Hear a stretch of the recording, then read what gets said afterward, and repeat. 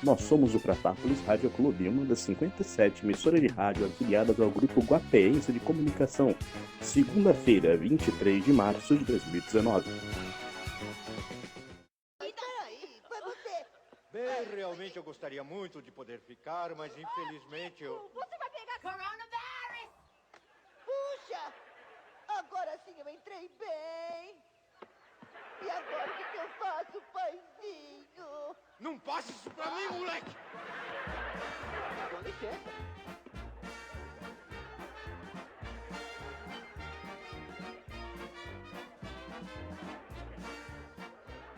Pratápolis Rádio Clube, 21 horas e 6 minutos, hoje chegando ao seu receptor de RSS com o assunto do coronavírus. Para nos esclarecer e também nos dar algumas dicas de prevenção, está aqui o estudante de medicina, o futuro doutor Bruno Fischer. Olá, tudo bem com vocês? Tudo certo, Bruno? De onde você fala hoje? Estou em Uberlândia, um dos grandes epicentros dos Ubers do mundo. Um dos grandes, a terra que todo taxista detesta. Exatamente. E Uberlândia, além de Uberes, nós temos qual tipo de situação com o coronavírus? Realmente, aqui é uma grande região de produção leiteira. Hoje no Globo Rural você vai ver a situação do coronavírus e dos Uberes em Uberlândia.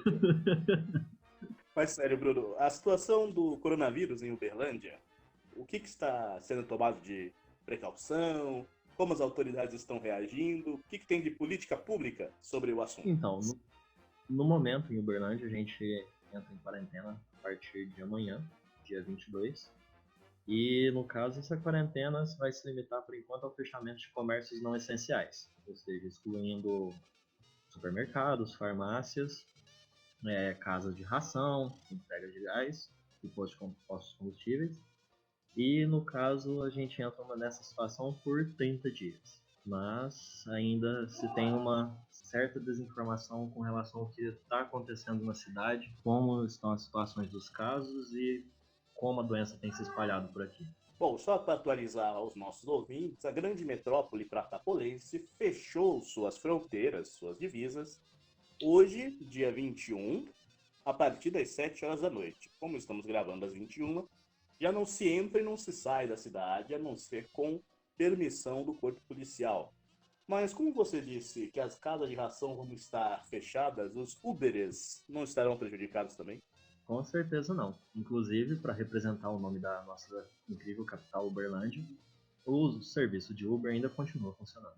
Bruno, já é muito tarde para nós ouvirmos as dicas do Eduardo Sec ou nós ainda estamos longe de cantar Nostradamus como hino nacional? Olha, eu acredito que nós devíamos estar ouvindo desde a eleição de 2018. Mas hoje é um ótimo dia para ouvir essas músicas. Tá um momento excelente para isso.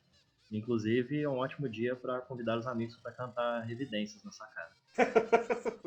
Você acha que, como médico também ligado à humanidade médica, você acha que esses movimentos que a gente vê na Itália, que a gente vê no Rio de Janeiro, que o pessoal indo às janelas tentar prestar algum conforto, tem grande influência sobre a situação mental e social que essas cidades em quarentena enfrentam? Olha, eu acredito que sim, isso está muito relacionado com a cultura do brasileiro de não saber o que é uma guerra. Nós estamos enfrentando uma guerra invisível e algumas pessoas decidem fazer manifestações, aglomerações, e não só isso, como também algumas decidem fazer passeata contra o nosso inimigo, que vai adorar essas passeatas, inclusive. Não, você não entendeu direito a minha pergunta. Eu falei das reações populares que vão às janelas de apartamentos cantar músicas, DJs, como em Santos, que aconteceu que o DJ foi para a sacada. Ah, sim. Fazer As sua manifestações são apresentação. excelentes. Nós devemos trazer cultura e trazer um grande apoio mental para essas pessoas que estão em quarentena, principalmente os mais Isso, idosos. E essa é a isso, principal ideia de cantar evidências nas sacadas. isso é preocupante quanto à proliferação do vírus. Por exemplo, um artista ir à sacada. Olha, desde que o artista seja bom e não faça o pessoal sair de casa para não ouvir a música. Inclusive, eu fiquei sabendo de um show dos Los Hermanos em praça pública que foi justamente feito para isso. Eles vão cantar para que as pessoas fiquem em casa e não saiam para poder ouvi-los. Não só Los Hermanos, como também vários artistas apoiam essa causa. A Anitta, inclusive, entrou no apoio à causa. Que outros atores e artistas você recomendaria para tirar o povo das praças públicas? Olha, eu acredito que o José de Abreu, semana que vem, vai fazer um discurso no Leblon para explicar o funcionamento das ruas. Você acha que a imprensa vai ser. A imprensa carioca está sendo prejudicada? Afinal, o Chico Buarque não sai mais para comprar pão, o Gilberto Gil não estaciona mais o carro. Como é que você acha isso? Olha, eu acho que agora eles vão ter que começar a fazer igual os Estados Unidos e invadir o webcam da população para poder fazer as novas fofocas. Sobre a questão, você tocou de um assunto bem interessante, que são os Estados Unidos. Os Estados Unidos têm tratado essa pandemia, a questão do vírus chinês, que inclusive é reproduzido aqui no esse argumento Yankee, é reproduzido no Brasil através do Eduardo Bolsonaro. Você acha que tratar simplesmente como vírus chinês, a China que deve pagar por esse vírus, etc., é um argumento que vai nos levar a algum lugar? Olha, eu concordo muito com isso. Inclusive, eu acho que o Brasil tem que pagar 6 vezes mais porque levou um ano para poder encontrar a crise de Zika vírus. Então, acho que a gente tem que bancar com isso também. A gente tem que colocar nosso pé à frente e mostrar para a China como se faz. Aliás, o combate a pandemias é uma coisa que o brasileiro está muito acostumado e, ao mesmo tempo, desacostumado, né? Porque todo ano nós temos uma epidemia de dengue e, ao mesmo tempo, nós temos um dos maiores, não o maior, serviços de saúde pública e vacinas do mundo. Essa contradição, como é que se equaliza dentro do Brasil? Então, o mais interessante desse sistema de saúde é que ele é descentralizado. Cada região toma as medidas de acordo com as necessidades da sua população. Inclusive, é uma das bases do SUS, né? Que é o tratamento de equidade, que é tratar os desiguais desigualmente, né? De acordo com a necessidade de cada um. E isso pode facilitar muito a prevenção. O problema é quando as pessoas entendem o contrário da equidade. Elas decidem tratar mais desigual os desiguais e piorar a desigualdade. Recentemente eu estava assistindo através da CNN, na degustação que eles estão oferecendo ao vivo pela internet. Acho que, se não me engano, foi no grande debate. Um senhor aliado do governo falou sobre a questão dos presídios. Inclusive, eu recebi hoje uma notícia pelo WhatsApp, provavelmente falsa, que estão soltando dos presídios violentadores, pedófilos, estupradores, e com isso a sociedade estaria mais prejudicada. Essa medida dos presídios, o que você pode me dizer sobre elas? Bom, a gente tem que considerar que grande parte dos presos no Brasil, né, é por onde se dá a transmissão da maior parte dos casos de tuberculose. Então, acredito que soltar eles vai ser excelente, né? Acho que é uma medida pública que o Moro, com certeza, já deve estar tomando, que inclusive o seu Zé Bebeto já descobriu pelo WhatsApp, até mesmo o Moro não sabe ainda, mas já está tomando essa medida, né? Que é soltar os presos para ajudar a contaminar a população, para todo mundo ficar doente mais rápido e sarar mais rápido. Mas a questão, por exemplo, vamos dizer assim, um não pagador de pensão que tenha lá os seus 50 anos de idade e que seja do grupo de risco. Ele é um preso de baixa periculosidade, está no grupo de risco e está num ambiente insalubre, com pouca ventilação, extremamente úmido. É melhor ou pior para ele estar dentro ou fora do presídio? Em questão de saúde pública e política de saúde pública? Com certeza melhor, desde que fique isolado em casa. É uma questão de humanidade, no mínimo, né? Porque na atual situação, o que a gente mais quer é evitar aglomerações. Nós sabemos que os presídios do Brasil não são nenhuma colônia de férias. Então, é extremamente primordial proteger essas populações. E eu recomendo para as pessoas que estão preocupadas com essa situação que aprendam a entender uma coisa. Que se esse senhor ficar doente e morrer dentro de um presídio, ele vai entrar na frente da sua fila, caso você precisar de um respirador. Então, provavelmente, se ele ficar doente, ele vai estar salvo e você não.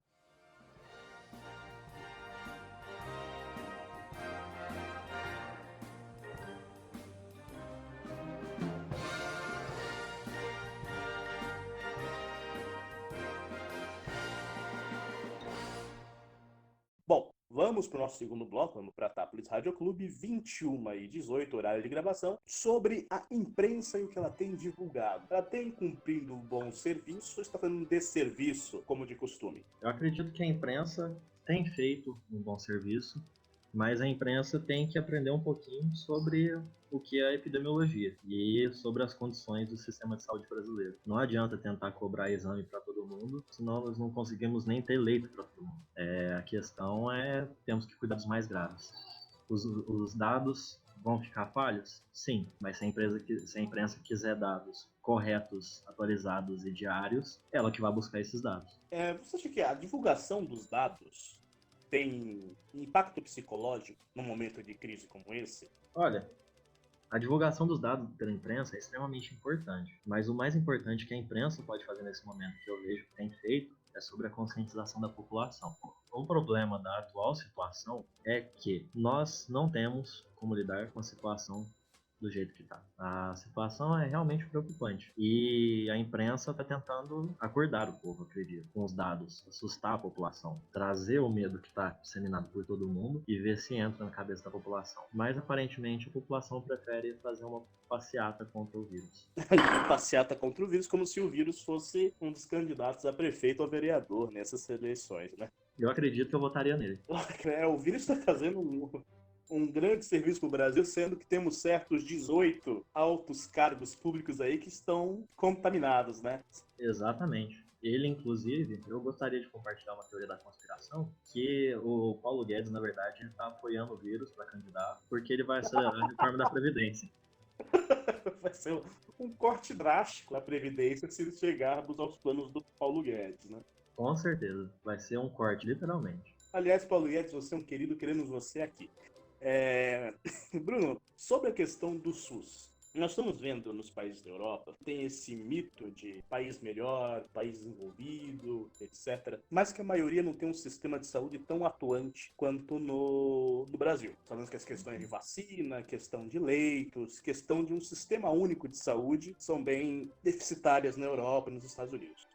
Você acha que o SUS é nossa carta na manga para combater esse vírus? Com certeza. Principalmente pela comunicação que se tem relacionado à disseminação da doença e até mesmo sobre essa qualidade que eu falei da descentralização, de cada região poder tratar de acordo com a necessidade do lugar. O que nós temos que destacar é que esse vírus ele pode causar uma destruição que nenhum sistema de saúde no mundo aguenta. Mas nós temos que ter noção também é que aqui, mesmo assim, as pessoas que não têm acesso a um plano de saúde vão ter acesso a esse atendimento por causa do SUS. Muitas pessoas, inclusive, vão ter a possibilidade até mesmo de fazer um exame por causa do SUS. Nós tivemos, inclusive, que a notícia dos Estados Unidos, né, de que o teste chegava a ser quase cerca de R$3.000 o teste. E hoje, até mesmo, os Estados Unidos estão fazendo o teste de graça. E, claro, o SUS já ganhou na frente. Só que o grande problema da atual situação é que esse vírus ele tende a superlotar qualquer tipo de sistema de saúde, E o que acaba sendo mais desfavorável é que o sistema de saúde brasileiro, o SUS, o sistema público, tem sido completamente sucateado ao longo dos últimos anos. E eu trago aqui uma frase de importância para todos. É dever cívico e brasileiro defender o SUS. Não importa se você é de direita ou esquerda. O SUS é um bem brasileiro. A Espanha tem nacionalizado e estatizado vários hospitais particulares para conseguir leitos para tratar o corona. O SUS, obviamente, tem mais leitos do que a Espanha inteira.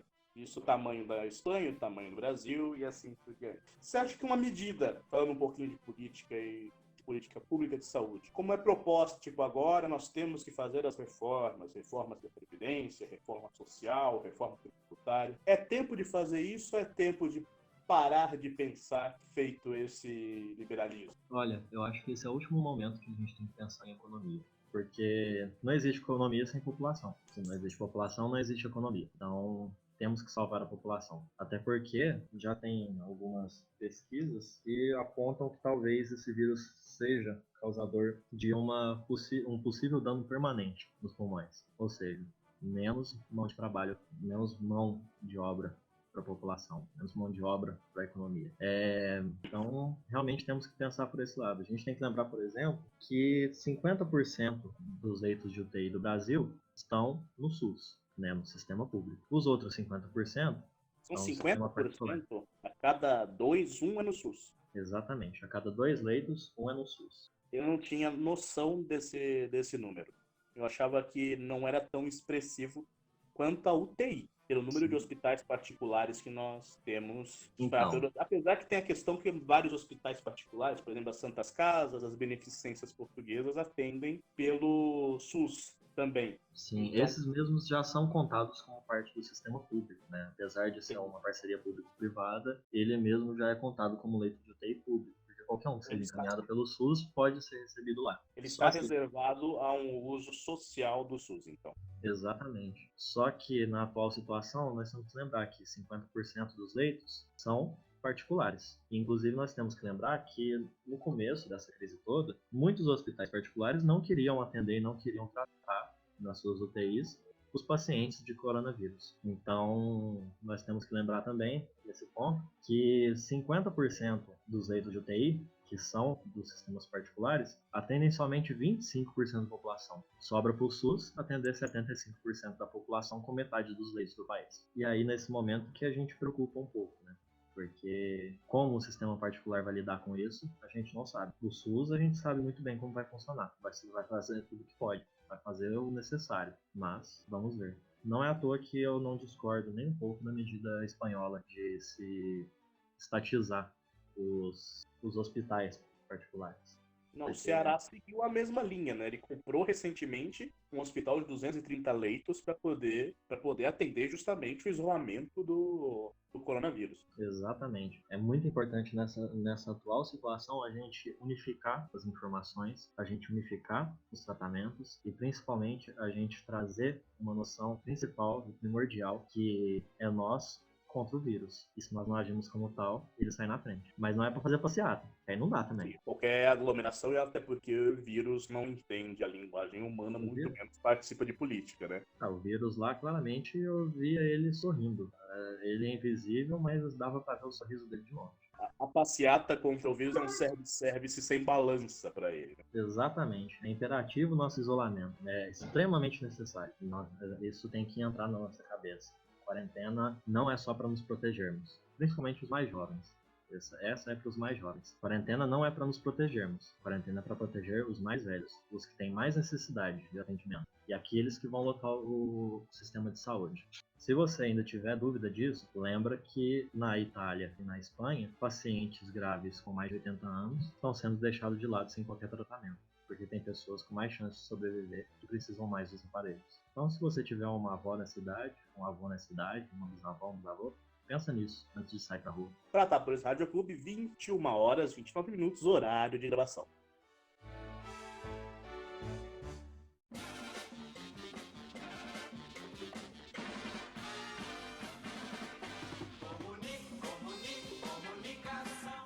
Tratápolis Rádio Clube, 21h31, deu na imprensa. Bruno, recentemente não, hoje, o Correio Brasiliense, prestigiado jornal brasileiro, informa que a Itália bate novo recorde de mortos pelo Covid-19 e chega a 824 horas, principalmente na região norte da Itália. O que você pode dizer sobre isso? Olha, eu acho que isso é um alarme soando pra gente, porque principalmente nós temos as estatísticas aqui no Brasil se aproximando da Itália e com grande chance de ultrapassarmos a Itália. E nós temos que lembrar que nós não somos uma Itália, nós não temos acesso ao que eles têm acesso. Então nós temos que só o alarme de consciência. Cada um assumir seu papel nesse momento. Bom, estado de São Paulo, Brasil tem 18 mortes confirmadas por coronavírus. O número de casos chega a 1.128, de acordo com o Ministério da Saúde. Bruno, muito tem se falado dos gráficos comparativos, que nós temos que achatar o gráfico. Por que nós temos que nos prevenir contra esse aumento de numerário muito grande de casos?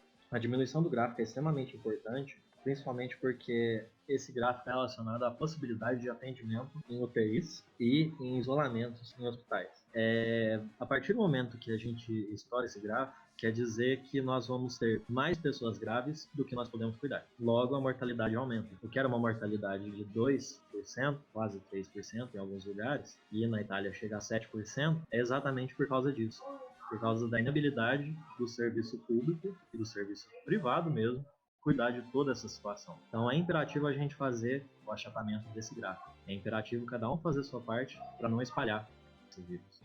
Porque na atual situação nós não temos um cenário nem um pouco promissor. E inclusive, segundo alguns dados relacionados aos dados que estão sendo utilizados por alguns governos para tomar as atitudes, né, relacionadas ao cuidado e à prevenção contra o vírus, se diz que talvez com uma taxa de mortalidade baixa, de 1%, nós podemos ter cerca de milhares até 1 milhão de mortes no Brasil.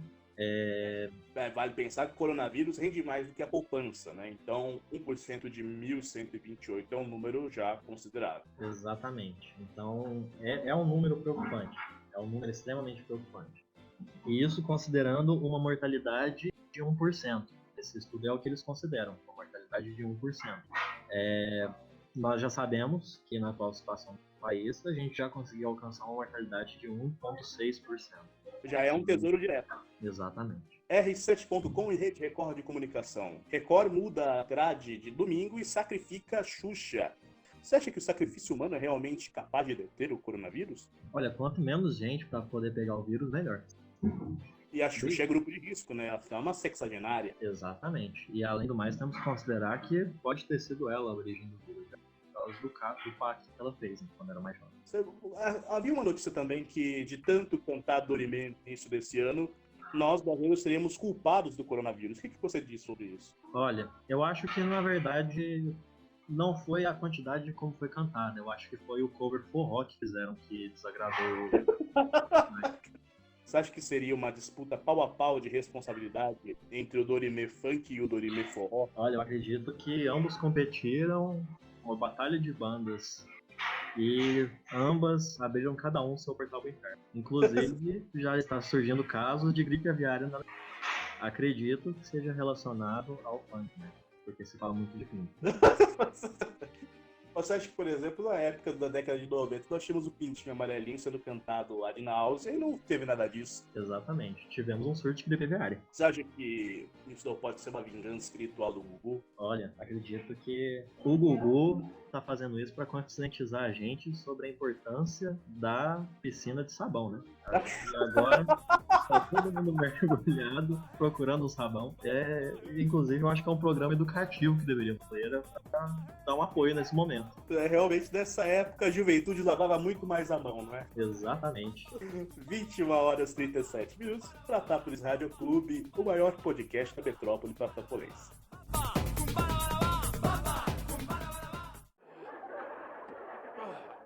Meu Deus. Bem, o melhor é comentarmos as provas. O que vocês podem me dizer sobre a higiene? Não veio. Não veio quem? O Higino, o menino que senta aqui. Eu não disse Gino, eu disse higiene. Ah, Mas você não sabe o que é higiene? a irmã do Higino.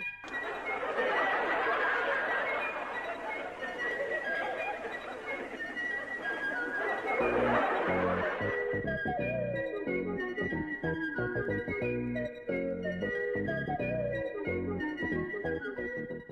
21h31, Pratápolis Rádio Clube do coração de Pratápolis para o mundo. Bruno, 20 segundos de lavagem de mãos para você nos explicar como lavar as mãos. Então, temos que lavar as palmas, entre os dedos, no dorso das mãos, lembrar sempre das unhas e também dos polegares.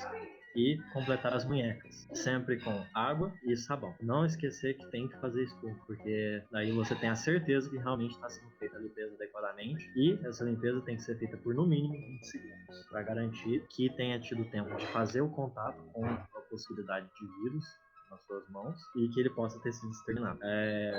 Só uma explicaçãozinha bem básica do porquê lavar as mãos é importante. E até mesmo mais importante do que usar o álcool em gel, quando estiver em casa, lave as mãos. Não precisa usar álcool em gel, mas lave sempre as mãos. É que o vírus ele tem uma camada bilipídica, que é formada por gordura. E essa camada, quando entra em contato com um solvente, né, que no caso é o sabão, ela vai se dissolver, ela vai ser destruída e assim o vírus vai morrer. É importante lembrar que essa lavagem das mãos, se feita corretamente, ela elimina em grande parte a possibilidade de infecção, sendo que também devem ser adotadas, caso estiver na rua, caso não estiver com as mãos limpas, não toque no rosto, não leve comida à boca, porque já foi mostrado que o vírus, inclusive, consegue entrar pelo intestino e pelo aparelho gastroesofágico, e, inclusive, quando estiver nas ruas e não tiver como lavar as mãos, leve sempre seu álcool em gel. Eu tenho um hábito e o Ministério da Saúde fala que pode ser útil, e muita gente, inclusive grande parte do senso comum, apela como nojento e como ineficaz. Você até já deve imaginar o que seja ser amigo meu. Eu sempre trago comigo um lenço de bolso, de pano. O lenço de pano, ele foi cancelado ou não? Sim, completamente cancelado. Ultimamente, nos últimos tempos, que é necessário, é sempre carregar, se possível, claro, um lenço descartável, sempre que for assoar o nariz. Sempre que espirrar ou tossir, tampar com o cotovelo. Mas você não acha que a indústria presidente de lenços vai ser muito prejudicada nessa crise? Olha, eu recomendo ele para o pessoal que acabou com papel higiênico, no desespero. Talvez ele possa ser usado em substituição. Depende também da consistência da obra, né? Exatamente, depende do tamanho do vaso feito pelo artesão. Você comentou que o sabão elimina a capa de gordura do vírus. E com isso o vírus é desfeito. Então, os seres à base de gordura são desfeitos com sabão. Eu tomo banho todo dia, e o que justifica que eu tô vivo? Olha, inclusive é interessante comer sabão para emagrecer. É uma ótima ideia para as donas de casa, estarem buscando uma dieta saudável. Mas, brincadeiras à parte, sim, é basicamente a mesma coisa de você tirar o óleo de suas mãos com o sabão. É a mesma coisa que acontece com o vírus. Você retira o óleo da camada dele e assim ele não sobrevive. Sobre o álcool, tá saindo um negócio que tem que ser o álcool 70. Muitas notícias falam do álcool 70, o WhatsApp bomba no álcool 70. Você tomando cachaça, você consegue eliminar parte do vírus? Olha, dependendo da cachaça, você elimina até assim mesmo. Mas não, tomando cachaça você não está protegido. É necessário... Conhaque? Olha, conhaque... Se você considerar que você não vai conseguir sair de casa por uma semana, depois do conhaque, talvez sim que ele proteja. Falando em bebidas alcoólicas, brincadeiras à parte, existe agora o isolamento social, as quarentenas, pessoas que têm que observar 2 semanas por conta dos sintomas gripais. A bebida alcoólica, ela realmente tem que ser evitada nesses períodos de quarentena? A gente recomenda muito evitar a bebida alcoólica, porque a bebida alcoólica em demasia, ela prejudica o sistema imunológico. E ela traz consequências, né, no caso de uma bebedeira aumentada, que é o descontrole e a falta de cuidado com a própria higiene. Então, é uma situação que deve ser evitada, já que isso pode facilitar o contágio, inclusive facilitar a propagação da doença. Fumantes têm que tomar cuidado com a procedência do cigarro que fazem uso? Olha, eu recomendo não comprar cigarro na biqueira, porque você nunca sabe se vai ser um cigarro mesmo, a não ser Mas, que mentira. As pessoas que fazem uso, por exemplo, de cigarro de palha, que é uma coisa manufaturada. Essa, no entanto, não é tão prejudicial com relação a isso, né? Porque muitas das produções que nós temos hoje, sempre é olhar a data de produção e fabricação, mas geralmente as datas são mais antigas do que a crise que chegou aqui. E até mesmo no atual momento, essas produções com certeza vão parar. Então, quem for fumante, ou para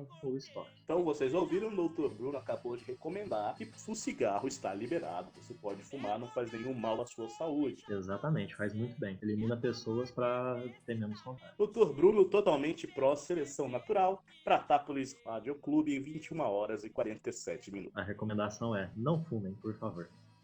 No segundo trago é que eu desvazeio.